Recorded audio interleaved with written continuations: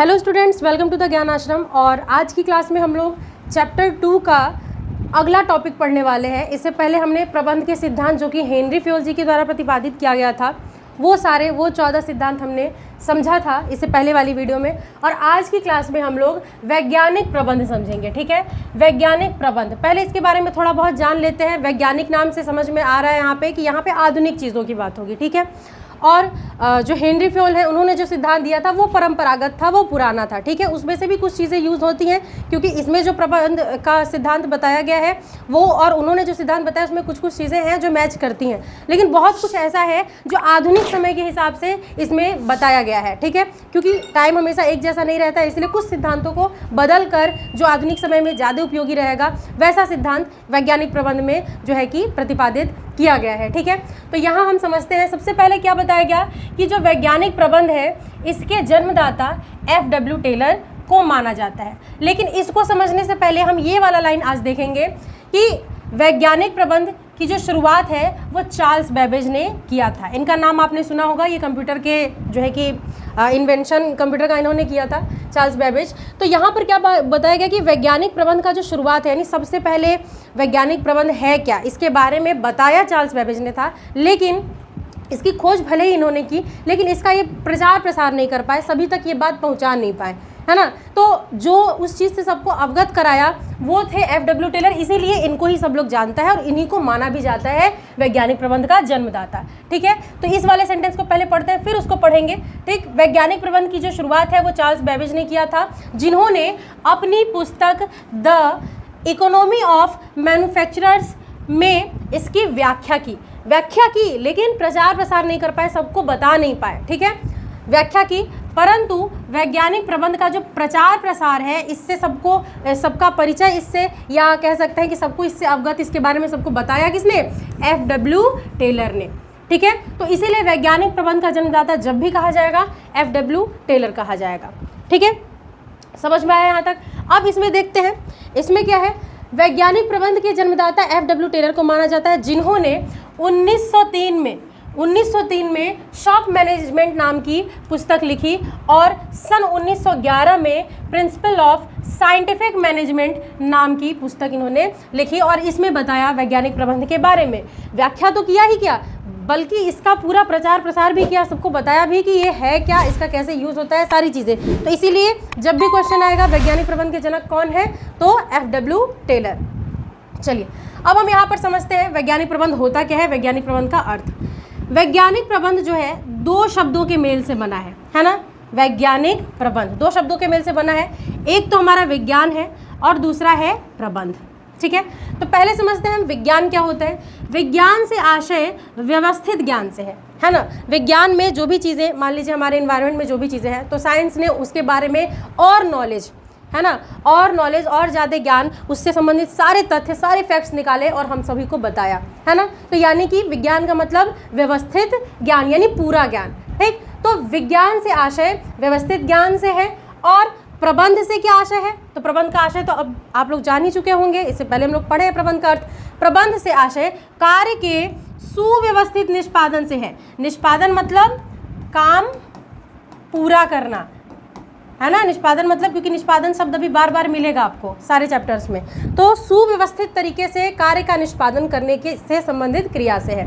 ठीक, फिर से समझते हैं। जो वैज्ञानिक प्रबंध है वो विज्ञान और प्रबंध दो शब्दों से मिलकर बना है, जिसमें जो विज्ञान है जिसका मतलब व्यवस्थित ज्ञान, व्यवस्थित मतलब पूरा ज्ञान, है ना।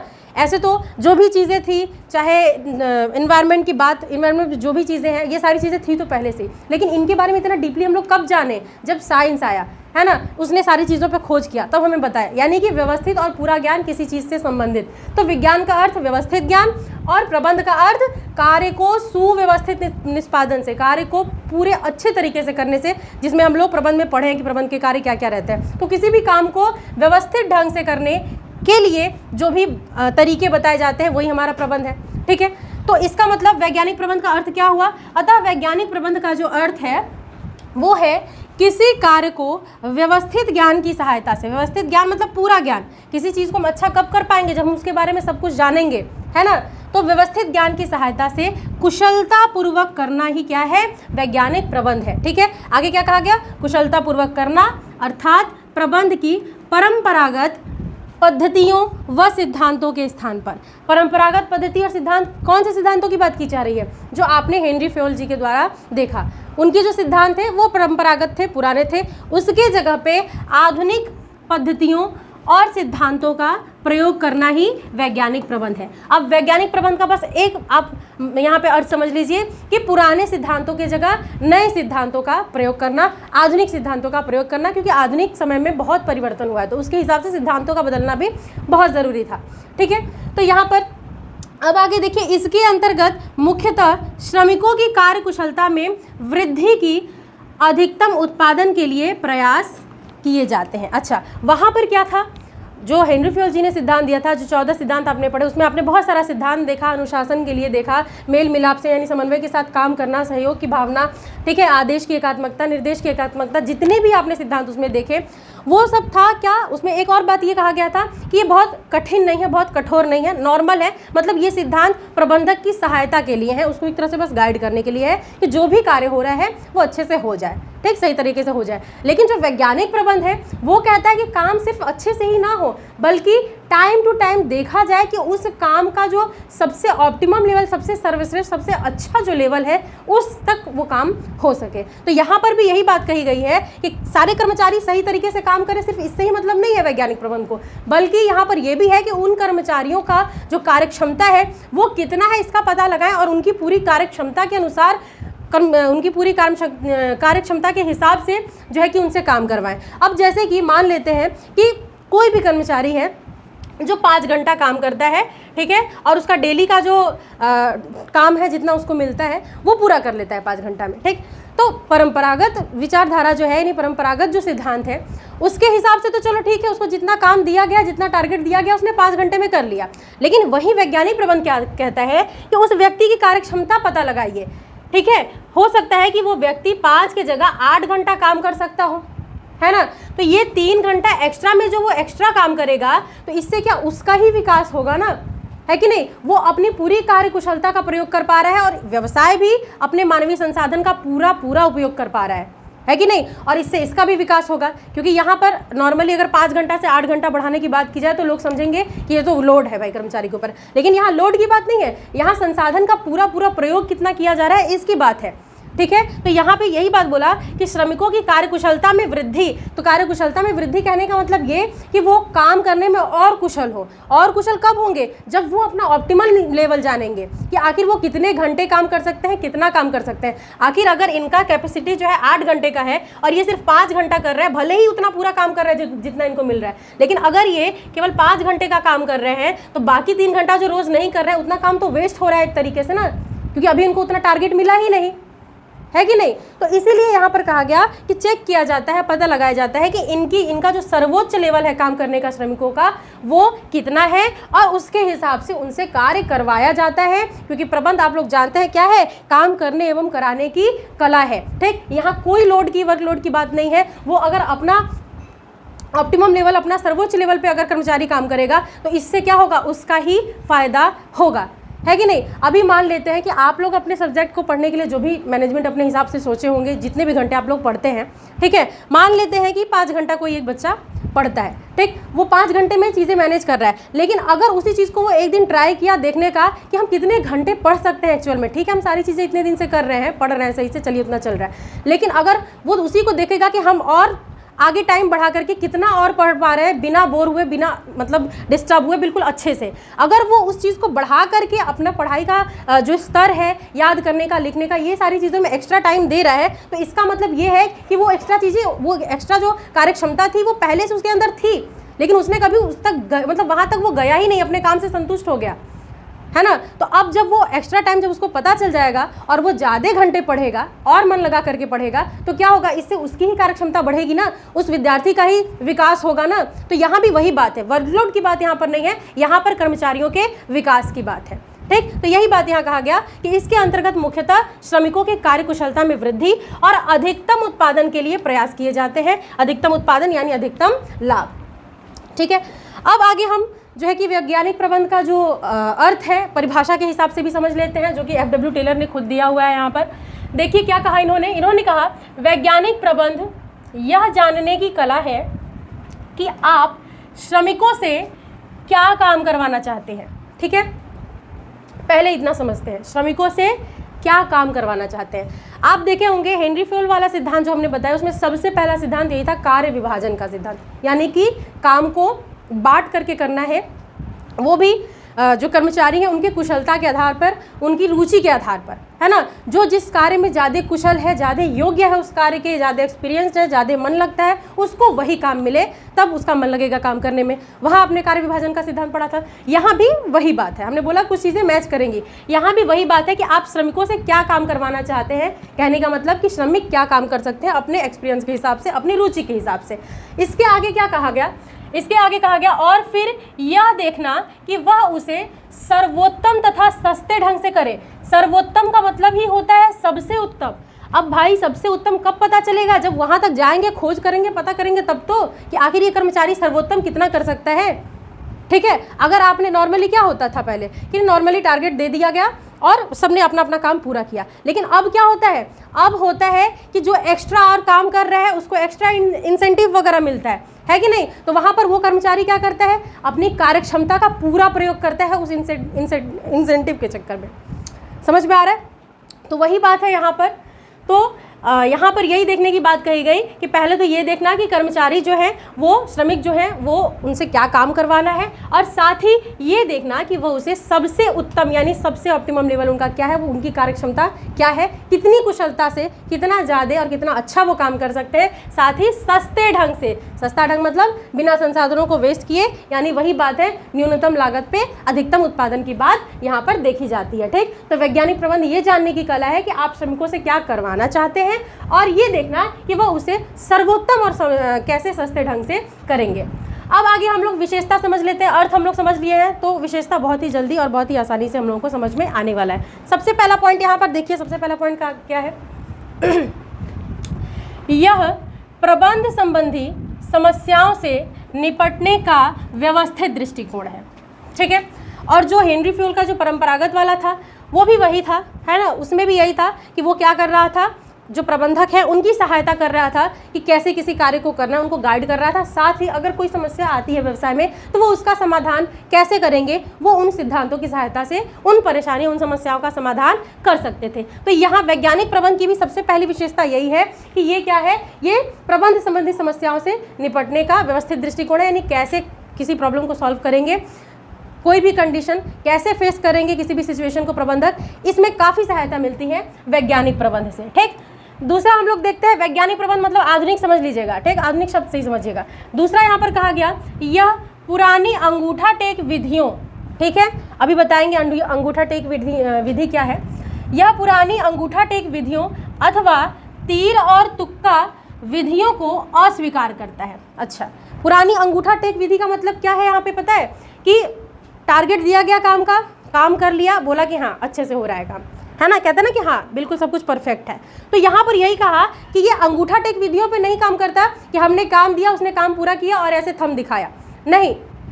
ये क्या करता है, वैज्ञानिक प्रबंध क्या करता है, ये बकायदा चेक करता है कि उसने काम को पूरा किया तो ठीक है, लेकिन वो और कितना कर सकता था, उसकी एबिलिटी और कितनी थी, है ना, उसकी कार्यक्षमता का पता लगाता है। और तीर तुक्का वाला काम भी इसमें नहीं चलता है कि हाँ इस तरीके से एक बार ये सही हो गया, चलो अगले बार ऐसे ही काम कर देंगे सही हो जाएगा, नहीं, तीर तुक्का भी इसमें काम नहीं करता है। बकायदा हर चीज़ का क्या है यहाँ पर तरीका बना है, सिद्धांत बना है, उसको फॉलो करना ही करना है। वहाँ पर जो परंपरागत वाला था उसमें क्या था कि बहुत कठिन नहीं था, बस सहायता के लिए था, लेकिन यहाँ कठोरता है, दृढ़ता है, आपको सिद्धांतों का पालन करना ही है, ये चीज़ यहाँ पर है। ठीक है, तो ध्यान दीजिएगा क्या कहा इन्होंने कि मतलब क्या है वैज्ञानिक प्रबंध का विशेषता कि ये पुरानी अंगूठा टेक विधियों और तीर तुक्का की वाली विधियों को अस्वीकार करता है। ये किसमें विश्वास रखता है कि खुद जा करके चेक करे, कार्यक्षमता चेक करे और उस हिसाब से जो है कि काम करवाए।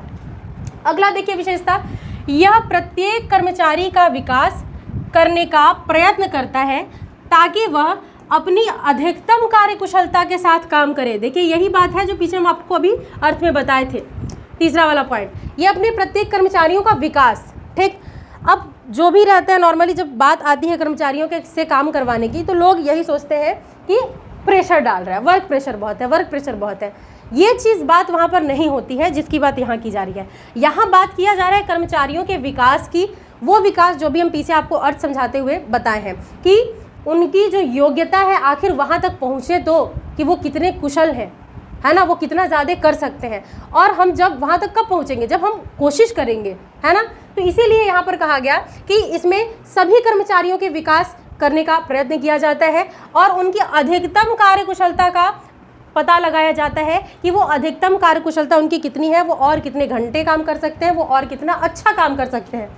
ठीक है, यहाँ पर ये नहीं है कि टारगेट दे दिए काम पूरा हो गया, ऐसा नहीं है। उसके अलावा भी जो अभी आधुनिक समय में आप लोग देखते हैं, जो हमने इंसेंटिव वाली बात बोली है, वही बात यहाँ पर है। तो उससे क्या होता है, कर्मचारियों का विकास होता है। ठीक, वो चीज़ों को और बेहतर और कम समय में और ज़्यादा करने लग जाते हैं। अगर अभी अचानक से आपकी कैपेसिटी बढ़ जाए, आप धीरे धीरे अपने पढ़ने का टाइमिंग बढ़ा दें या आपकी याद करने की कैपेसिटी बहुत अच्छी हो जाए, तो वो आपके लिए क्या है, अच्छा ही है ना। बस वही चीज़ यहाँ पर कर्मचारियों के लिए है।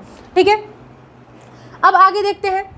इसमें कार्य करने की विधि, भर्ती, चयन और कर्मचारियों के प्रशिक्षण में वैज्ञानिक तकनीकों का इस्तेमाल अंतर्निहित है। अंतर्निहित है यानी इसमें है। ठीक, समझिएगा, इसमें जो कार्य करने की विधि है, चाहे भर्ती की विधि है, यानी कि नियुक्तिकरण की बात यहाँ की जा रही है कि अगर जैसे पहले क्या हुआ करता था, जो कंपनियां पहले हुआ करती थी उसमें बहुत आसानी से नौकरी लगना हो जाता था ना। आदमी वहाँ काम कर रहा है, अपने परिचित को भी ले आया, लगवा दिया, थोड़ा बहुत चेक होता था, बस लगवा दिया, नौकरी बड़ी आसानी से हो जाती थी। लेकिन अभी आधुनिक टाइम में क्या है, अभी हर चीज़ों का अलग से एक प्रक्रिया है। ठीक, और आप जब अभी थर्ड कार्य है प्रबंध का नियुक्तिकरण, आप जब वो पढ़ेंगे तो आपको समझ में आएगा कि यहाँ जो आप भर्ती, चयन, नियुक्तिकरण ये सब शब्द में सुन रहे हैं ना, ये बहुत डीप है, बहुत सारी प्रक्रियाएं, इसकी बहुत कुछ पढ़ना है इसमें।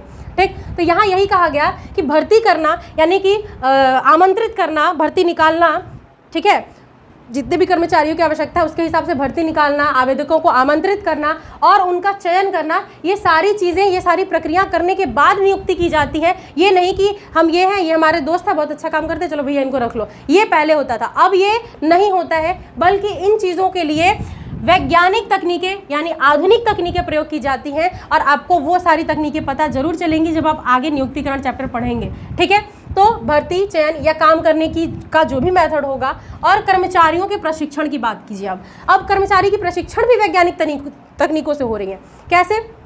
क्योंकि पहले जो प्रशिक्षण, जो ट्रेनिंग हुआ करती थी वो क्या था, जॉब लगा 15-20 दिन चाहे 2-3 महीना, जो भी जितने टाइमिंग के हिसाब से जैसा काम है ना, वैसे काम करते करते स्टार्टिंग में प्रशिक्षण हो जाता था, है। अब उसमें जो सीख रहा है, जिसकी ट्रेनिंग हो रही है, वो अभी पूरा कितना भी सीखा हुआ आया है लेकिन नया काम करेगा तो सीख रहा है स्टार्टिंग में, तो उस समय जाहिर सी बात है उससे गलतियाँ होंगी, तो वो काम करते करते ही गलतियाँ करता था, सीखता था। ठीक, सीख रहा है, चलिए अच्छी बात है। लेकिन जो गलतियाँ हो जाती थी उससे, है ना, जो गलतियां काम करते करते, जिसको कहते थे कार्य पर प्रशिक्षण, पहले कार्य पर प्रशिक्षण चलता था कि काम भी कर रहे हो, उसी में सीख भी रहे हो, ट्रेनिंग भी हो रही है, तो जो वो गलतियां करता था वो किसके लिए हानिकारक था, व्यवसाय के लिए, है ना, उसको हानि होता था भाई, उससे वो चीज़ें वेस्ट हो रही हैं, वो संसाधन का जो है कि गलत प्रयोग हो रहा है, वेस्ट हो रहा है। तो इसीलिए अभी इसमें यानी वैज्ञानिक प्रबंध में कार्य पर प्रशिक्षण नहीं होता बल्कि कार्य से परे प्रशिक्षण होता है, जिसका मतलब होता है कि आपका ठीक है जॉब लगा है, ठीक है, लेकिन आपका जो ट्रेनिंग का एरिया है वो अलग है, अलग से एक जगह निर्धारित कर दिया जाता है, वहाँ पर पहले जितने भी दिन का या जितने भी महीने का प्रशिक्षण होना रहता है वो पूरा प्रशिक्षण वहाँ होता है। यानी वहाँ काम नहीं होता है, वहाँ पे प्रशिक्षण ही होता ही है ना, ट्रेनिंग के लिए ही स्पेशली वो जगह होता ही है, वहाँ प्रशिक्षण होता है। अच्छे से सारे कर्मचारी पहले सीख जाते हैं कि कैसे करना है, ठीक, सीख जाते हैं, प्रशिक्षित हो जाते हैं, तब जाकर के उनकी नियुक्ति होती है और वो फिर मेन कंपनी में आकर के अपना काम चालू करते हैं। ठीक है, तो वही बात यहाँ पर कही गई है कि इसमें कार्य करने की जो भी विधि होगी वो, और भर्ती का, चयन का, कर्मचारियों के ट्रेनिंग का, इन सब को वैज्ञानिक तकनीकों का इस्तेमाल करके किया जाता है। ठीक है, पुराना नियम नहीं बल्कि आधुनिक चीज़ें, आधुनिक तकनीकों से इनका जो है कि इस्तेमाल किया जाता है। आगे देखते हैं, यह न्यूनतम लागत पर किसी कार्य को करने की सबसे उपयोगी विधि को खोज निकालने का प्रयत्न करता है। अच्छा, वैज्ञानिक प्रबंध, वही बात हम बता रहे हैं, वहाँ पर हमने मानवीय संसाधन के हिसाब से बताया। आप किसी भी संसाधन की बात करें, ठीक है, मानवीय संसाधन तो मान लीजिए मनुष्य की बात हो रही है, जो कर्मचारी आ रहे हैं उनकी बात हो रही है, लेकिन चाहे कोई भी संसाधन है, कुछ भी है, क्योंकि उत्पादन कार्य में बहुत सारे संसाधनों की ज़रूरत होती है, वित्त की ज़रूरत होती है, कच्चे माल की ज़रूरत होती है, जगह की, फर्नीचर्स की, जितने भी पूंजीगत और गैर पूंजीगत बहुत सारे संसाधनों की जरूरत पड़ती है ना। लेकिन जो वैज्ञानिक प्रबंध है वो क्या करता है, उन्हीं संसाधनों का कम से कम खर्च करके, अब कम से कम खर्च करने का मतलब ये नहीं है कि वेस्ट कर रहे हैं, नहीं, कम से कम खर्च करना मतलब लागत कम से कम पड़े, संसाधन जो भी संसाधन है उसका ऑप्टिमम लेवल तक उसको यूटिलाइज किया जा सके, उसका उपभोग किया जा सके, उसको यूज किया जा सके, ठीक है। तो वैज्ञानिक प्रबंध क्या कहता है कि न्यूनतम लागत यानी कम से कम कॉस्ट लगा करके किसी काम को हम कितना ज़्यादा अच्छा कर सकते हैं, उसके लिए जो उपयोगी विधि होगा उसकी खोज इसमें की जाती है। यानी इसमें संतुष्ट नहीं हुआ जाता कि हाँ हमने जितना सोचा था उतना हो रहा है ना, अच्छा है, चलो ऐसे बस अच्छे से चलता रहे, नहीं, इसमें ये नहीं है। इसमें बल्कि ये है कि ठीक है इतना चल रहा है लेकिन हम और कितना अच्छा कर सकते हैं और क्या कैपेसिटी है हमारी करने की, ये यहाँ पर इस पर खोज की जाती है। कम से कम लागत पर ज़्यादा से ज़्यादा कितना उत्पादन किया जा सकता है, उन विधियों की खोज हमेशा वैज्ञानिक प्रबंध में चलती रहती है, जिससे कि क्या होता है, विकास के अवसर बहुत ज़्यादा तेज बढ़ते हैं, व्यवसाय का विकास, कर्मचारियों का विकास, है ना, और उसमें जितने भी लोग जुड़े हुए हैं उन सभी का विकास होता है, ठीक, क्योंकि ये हमेशा नई खोज कर रहे हैं कि हम अपने कार्य करने के तरीके को कैसे और इम्प्रूव कर सकते हैं, ठीक है, कैसे हम कम लागत पे ज़्यादा से ज़्यादा उत्पादन कर सकते हैं। अच्छा, अगला आप देखते हैं विशेषता इसका, यह कुशल प्रबंध के लिए आवश्यक है, यह कुशल प्रबंध के लिए आवश्यक है ताकि कर्मचारियों में परस्पर मेल मिलाप, प्रबंधक एवं कर्मचारियों में सहयोग हो। अब यहाँ समझिएगा, जो पहले वाला सिद्धांत था हेनरी फ्योल जी के द्वारा जो दिया था, वहाँ पर भी था सहयोग का सिद्धांत और मेल मिलाप मतलब समन्वय का, ये था वहाँ पर भी, और यहाँ भी वही बात है। हमने बोला कुछ कुछ चीज़ें मैच करेंगी, जो वहाँ की हैं वो यहाँ भी यूज़ किया जा रहा है। जैसे कि क्या बोला कि कुशल प्रबंध के लिए आवश्यक है कि कर्मचारियों में क्या हो, मेल मिलाप हो, यानी कर्मचारी आपस में लड़ने ही लगेंगे, आपस में समन्वय ही नहीं होगा, है ना, कोऑर्डिनेट ही नहीं कर पाएंगे, तो क्या वो काम कर पाएंगे एक साथ? इतने सारे लोग हैं, सबका अलग अलग बुद्धि है, उसमें अगर वो एक दूसरे से लड़ने ही लगेंगे तो फिर कुछ भी अच्छे से नहीं हो पाएगा, है ना, एक दूसरे से जल के नुकसान करेंगे व्यवसाय का, ठीक है। तो यहाँ पर यही कहा कि अगर अच्छा प्रबंध होना है तो उसके लिए ज़रूरी है कि सारे कर्मचारियों में मेल मिलाप रहे, जो कि बहुत मुश्किल होता है ना। और आगे क्या बोला, प्रबंधक एवं कर्मचारियों में सहयोग हो, और सबसे डेंजर इन्हीं लोग का रिलेशन होता है। आप देखेंगे कोई भी प्रबंधक यानी कोई भी मैनेजर, ठीक है, कोई भी मैनेजर अपने वर्कर से खुश जल्दी नहीं होता है ना, हमेशा कमी ही निकालता है कि ये इतने अच्छे से काम नहीं करता, ये दिक्कत, टाइम वेस्ट करता है, सामान वेस्ट करता है, ऐसा आपने अधिकतर सुना होगा। और वहीं कर्मचारियों के लिए भी सुने होंगे कि वो कभी अपने मैनेजर से खुश नहीं होते हैं, है ना, कि बहुत चुस्ता है भाई, बहुत ज़्यादा ही वर्कलोड दिया है, ये वो आप हमेशा सुनते होंगे। तो इन्हीं दोनों के बीच क्या होना चाहिए, इन दोनों के बीच अच्छे संबंध हो, है ना। वो कैसे होगा, जब इनमें सहयोग की भावना होगी एक दूसरे के प्रति, कर्मचारी अपने मैनेजर को समझेगा, मैनेजर अपने कर्मचारी को समझेगा, तब जा करके ये चीज़ होगा। और ये चीज़ लाना व्यवसाय में बहुत ज़रूरी है, क्योंकि कोऑर्डिनेशन नहीं होगा तो आप चाहे कितने ही जो है कि संसाधन इकट्ठा कर ले, कोई मतलब नहीं है, सब वेस्ट ही होगा, ठीक है। तो इसीलिए कहा गया कि कुशल प्रबंध के लिए आवश्यक है कि कर्मचारियों में मेलजुल होना चाहिए और साथ ही प्रबंधक और कर्मचारी के बीच सहयोग की भावना होनी चाहिए, ताकि ये एक दूसरे की समस्या को समझते हुए एक दूसरे के लिए काम करें। क्योंकि हमने यही पढ़ा है कि ये सारे लोग व्यवसाय में जो इकट्ठा होते हैं वो एक उद्देश्य को पूरा करने के लिए होता है। तो अगर समन्वय नहीं होगा, कोऑर्डिनेशन नहीं होगा तो सब गड़बड़ा जाएगा, ठीक है। लास्ट यहाँ पर विशेषता इसकी बताई गई है क्या, यह बनाए गए नियमों का दृढ़ता से पालन करने के पक्ष में रहता है। दृढ़ता शब्द पे ध्यान दीजिएगा, दृढ़ता मतलब कठोरता से। आपने हेनरी फ्योल के सिद्धांत में क्या पढ़ा था, हेनरी फ्योल जी ने कहा था कि ठीक है नियम सिद्धांत बने हैं लेकिन कोई बहुत कठोर नहीं है, कठिन नहीं है कि आपको करना ही करना है, ठीक है। लेकिन यहाँ पर उसका जस्ट अपोजिट है कि जो सिद्धांत बने हैं उनका पालन होना ही चाहिए, यानी दृढ़ता से यहाँ पर नियमों का पालन करना है। ये इस सिद्धांत में, वैज्ञानिक सिद्धांत में, आधुनिक सिद्धांत में बताया गया है, जबकि हेनरी फ्योल में ये नहीं था। वहाँ पे सरलता था, कठोरता वहाँ पर नहीं था, है ना। वो बस एक तरह से गाइड के लिए था कि सारे सिद्धांतों से हेल्प मिलेगा प्रबंधकों को, ठीक है। लेकिन यहाँ चीज़ों को और मॉडिफाई किया गया है और अच्छा किया गया है आधुनिक समय के हिसाब से, क्योंकि ये जितने ही पॉइंट आपको दिख रहे हैं ये सब में बदलाव करना बहुत ज़रूरी था। चाहे किसी वर्कर को काम पे रखने की बात है तब जो चेक किया जाता है अच्छे से उसकी बात हो, चाहे कोऑर्डिनेशन की बात हो, चाहे कर्मचारियों के कार्य करने के स्तर का पता लगाने की बात हो, ये सारी चीज़ों में परिवर्तन करना बहुत ज़रूरी था।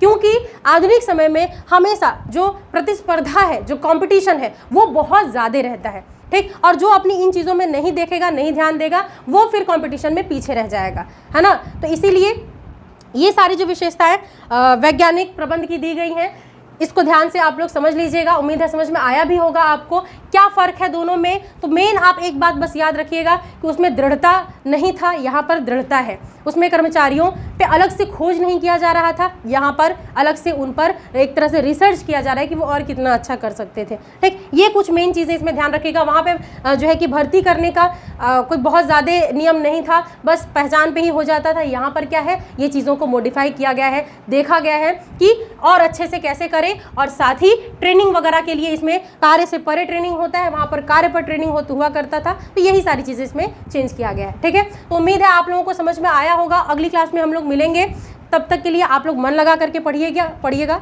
आज के लिए बस इतना ही। Thank you, bye.